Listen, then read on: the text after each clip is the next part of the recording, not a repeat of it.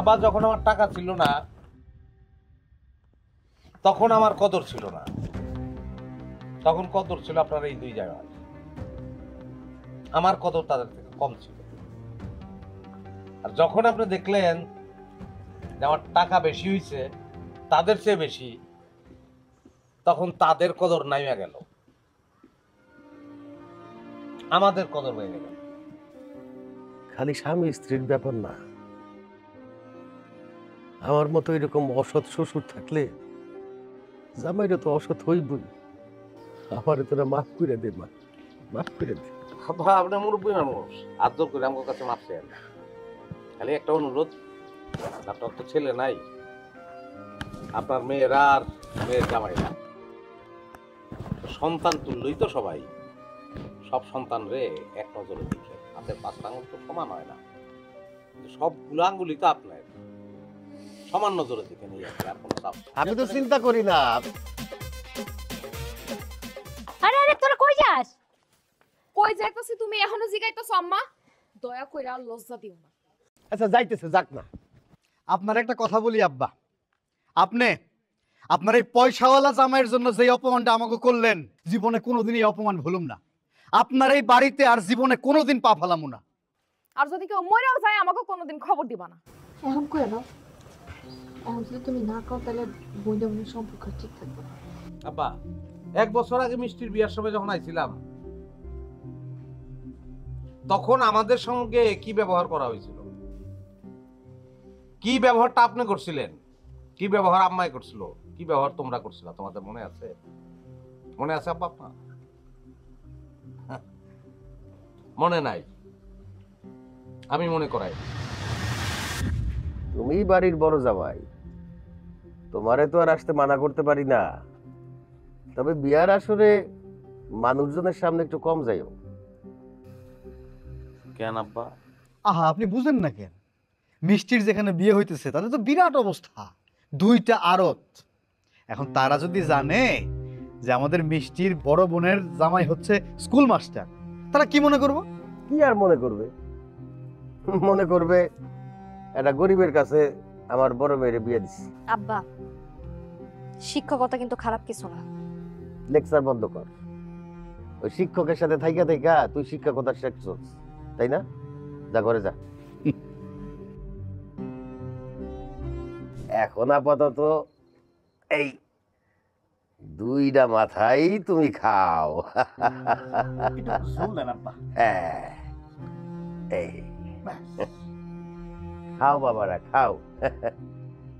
কথা কি জানো, যেই জামাইয়ের অবস্থা একটু ভালো তারে সাইরা খাওয়াইতে খুব ভালো লাগে, আর যার অবস্থানটা একটু কম খারাপ তারে খাওয়াইয়া মজা নাই।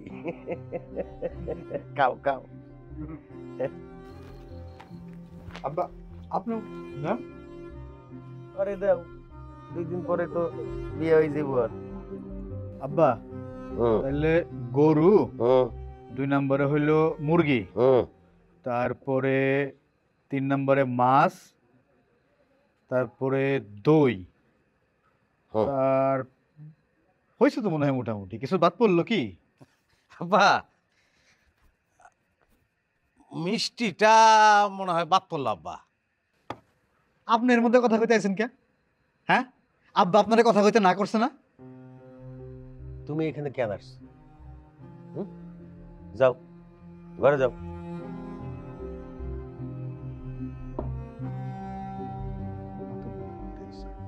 লেখো, মিষ্টি লেখো, আসল জিনিস তো লেখো নাই। তোমার যাইতে কি কইছে? তারা তোমার সাহায্য চায় না, তোমার একবার জানার দরকার আছে? এই শেষ, আর কোনোদিন তোমার হলে আমি বাড়িতে আমো না। আসমো, আমি যে একজন শিক্ষক, আমি যে শিক্ষা দেই এটা বুঝাই দাও না লিখে আসমো।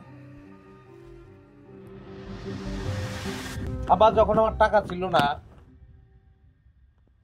তখন আমার কদর ছিল না, তখন কদর ছিল আপনার এই দুই জায়গায়, আমার কদর তাদের থেকে কম ছিল।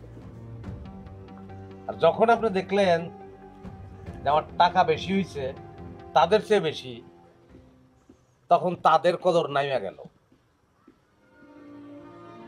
আমাদের কদর বেড়ে গেল। খালি স্বামী স্ত্রীর ব্যাপার না, আমার মতো এরকম অসৎ শ্বশুর থাকলে জামাইরা তো অসৎ হইবই। আমার তোরা মাফ করে দে, মা, মাফ করে দে। বাবা, আপনি মুরব্বী মানুষ, আদর করে আমার কাছে মাপ চান।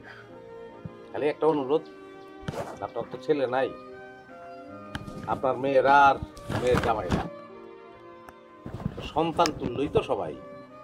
সব সন্তান রে এক নজরে দেখে, হাতের পাঁচটা আঙুল তো সমান হয় না, সবগুলো আঙ্গুলি তো আপনার, সমান নজরে দেখে নিয়ে যাচ্ছে, আর কোনো চাওয়া নেই। মৃত্যুর বিয়ার এখন কি হইব? আমার চিন্তা করেন না, এই পোলার সঙ্গেই মৃত্যুর বিয়ে হইব।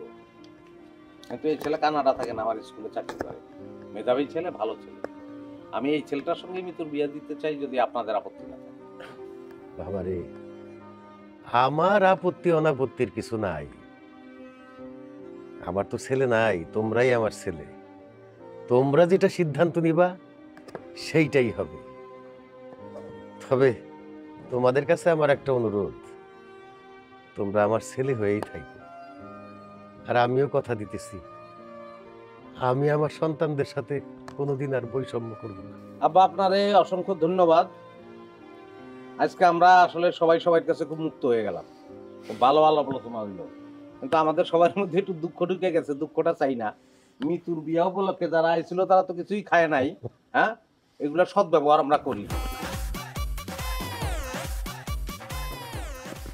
1 2 3 4 5 6 7 মানুষ কিন্তু বেশি আছে। মৃত্যুর জামাইয়ের লিগে একটা মিষ্টি কিন্তু আলাদা রাখতে হবে, সবাই বেশি বেশি খান না, বা সর্বত্র খান।